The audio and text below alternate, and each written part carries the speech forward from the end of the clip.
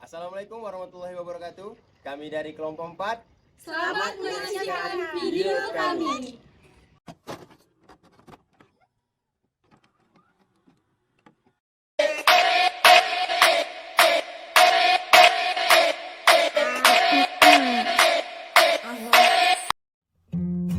Keamanan sistem informasi merupakan prosedur untuk mencegah pencurian data, akses tidak sah, dan kerusakan terhadap sistem informasi suatu perusahaan. Adapun sistem keamanan yang digunakan untuk melindungi jaringan informasi melibatkan hardware, software, jaringan komunikasi, dan data dalam komputer.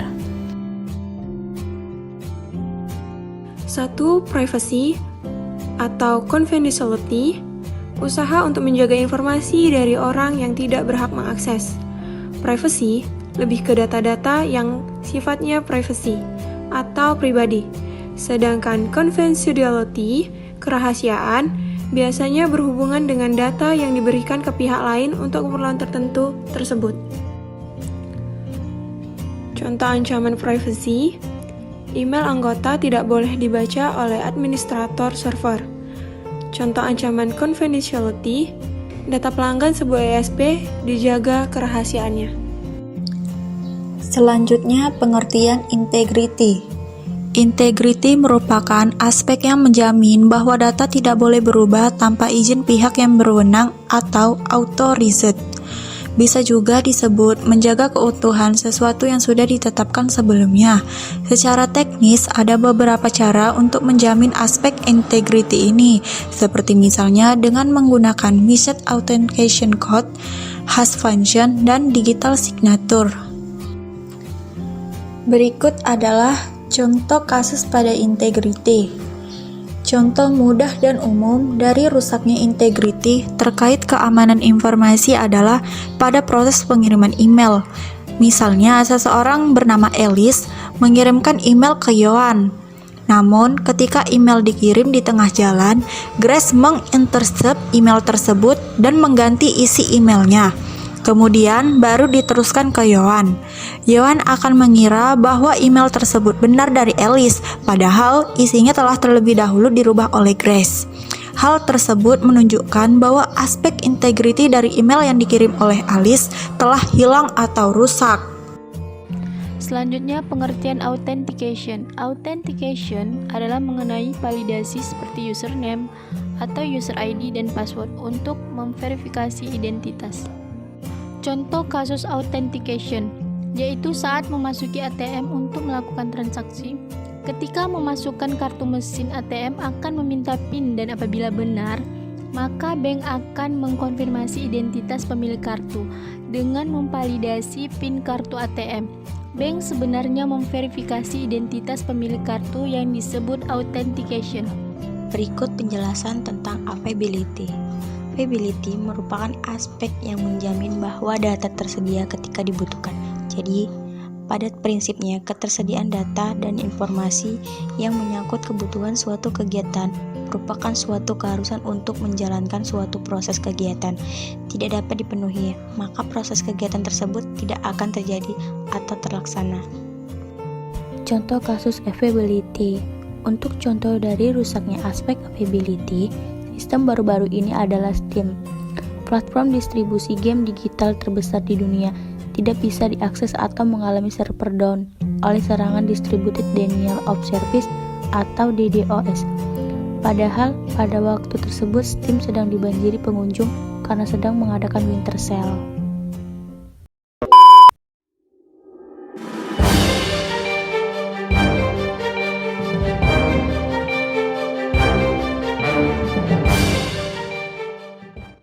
Selamat pagi, selamat siang, dan selamat malam teman-teman, kapanpun Anda melihat ini. Hari ini saya Muhammad Isra Nurul Iman akan membawakan beberapa contoh kasus terhadap penyerangan keamanan sistem informasi yang pernah terjadi di Indonesia. Langsung saja kita ke kasus yang pertama, yaitu penyerangan terhadap tiket.com dan Citylink. Siapa yang tidak mengenal dua perusahaan besar ini? Mereka telah bekerja sama. Yang satu ada di bidang agensi perjalanannya dan yang satu lagi ada di bidang agensi penerbangannya. Kasus ini terjadi pada tahun 2017. di mana tiket.com dan Citylink mengalami kerugian miliaran rupiah yang diakibatkan ulah 3 hacker yang dipimpin oleh remaja berusia 19 tahun asal Tangerang berinisial SA.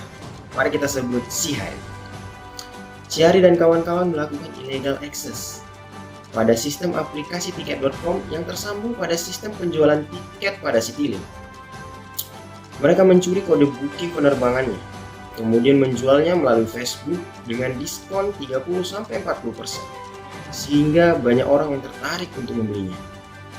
Ironisnya lagi, butuh waktu sebulan bagi pihak tiket.com untuk mengetahui bahwa situsnya ada penyusup. Alhasil, tiket.com rugi sekitar 4 miliar rupiah dan Citylink kehilangan 2 miliar rupiah. Syihari dan kawan-kawan sudah meraup keuntungan sekitar 1 miliar rupiah. Menariknya lagi, menurut ahli digital forensik Ruby Alamsyah, bahwasanya tindakan hacker ini masih tergolong di bawah standar. Dengan teknologi seadanya, mereka mampu membuat 1 atau 2 perusahaan rugi sampai miliaran rupiah. Kecil-kecil sudah cuan. Kita lanjut ke berita selanjutnya. 102 juta data KTP bocor di forum hacker, diduga dari Kemensos. Sebanyak 102 juta data masyarakat diduga bocor dan dijual di situs gelap yang bernama Blackhat.to. Data yang dijual diduga berasal dari Kemensos atau Kementerian Sosial. File yang diduga berasal dari Kemensos ini berisikan 85 GB data dengan total 102.533.211 data yang diperoleh pada tahun 2022 September. Peretas bernama SSPX yang mengunggah informasi penjualan data dari masyarakat Indonesia juga memberikan keterangan yang diunggah meliputi nik, nomor KK, nama lengkap, tempat tanggal lahir, usia, dan jenis kelamin. Dalam unggahan tersebut juga dilengkapi sejumlah sampel data yang bocor, di antaranya foto KTP dan foto kartu keluarga. Bagaimana tanggapan Menteri Sosial terhadap ini? Menteri Sosial Republik Indonesia Tri Risma hari ini buka suara soal kebocoran data ini. Risma mengatakan pihaknya tidak memiliki data eKTP dan kartu keluarga. Kalau sudah begini, siapa yang bisa disalahkan? Kita masuk ke berita terakhir. Situs KPU pertama kali diretas.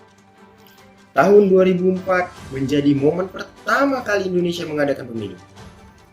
Tim IT Komisi Pemilihan Umum pun atau tim IT KPU meluncurkan situs KPU yang bernilai 152 miliar. Angka yang besar. Dan digadang-gadang mustahil dihack. Hal ini terjadi pertama kali dan dilakukan oleh hacker yang bernama Xnuxer. Dia mencoba meretas dengan melakukan cross-site scripting, yaitu menyuntikkan kode berbahaya ke websitenya KPU. Karena gagal, Xnuxer pun mencoba spoofing, yaitu mengalihkan IP website sehingga dia bisa merebut kendali situsnya. Pintar. Serangan Xnuxer sukses dan memungkinkannya melakukan SQL injection. Akibatnya, hacker asal Jogja ini bisa memodifikasi halaman web tersebut dan mengubah informasi pada situs KPU itu. Contohnya saja, dia dapat merubah nama partai dan merubah hasil dari pemilihan tersebut. Sebelum ditangkap, ia memberi pesan kepada KPU. Saya yakin sebenarnya KPU sudah banyak mendapatkan informasi mengenai celah-celah tersebut. Meski dari celah yang diinformasikan masih banyak celah lain yang tidak diketahui pada saat itu. Baru beberapa lama kemudian langsung ditangkap. Cepat sekali.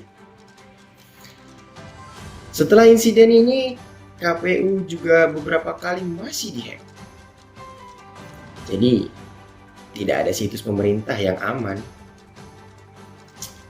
Baiklah, sekian dari saya. Saya Muhammad Isra Nurul Iman, pamit undur diri.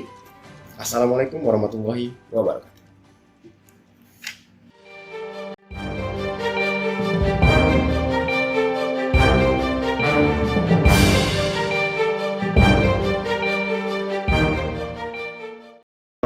Dari materi yang kami jelaskan dapat disimpulkan bahwa kejahatan cybercrime masih sering terjadi di Indonesia. Maka dari itu, jaga akun Anda dan data Anda seaman mungkin. Gunakan sistem keamanan yang Anda punya sebaik mungkin dan berdoalah agar akun dan data Anda tidak diretas oleh orang lain.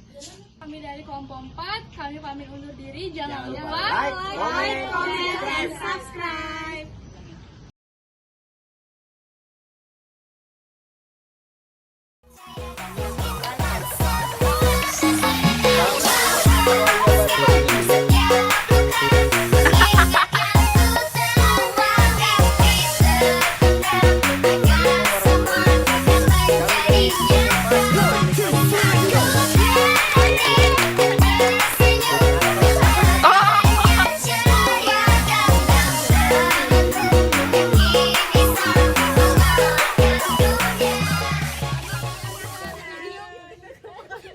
Kami dari kelompok 4, kami undur diri. Jangan lupa pamit undur diri.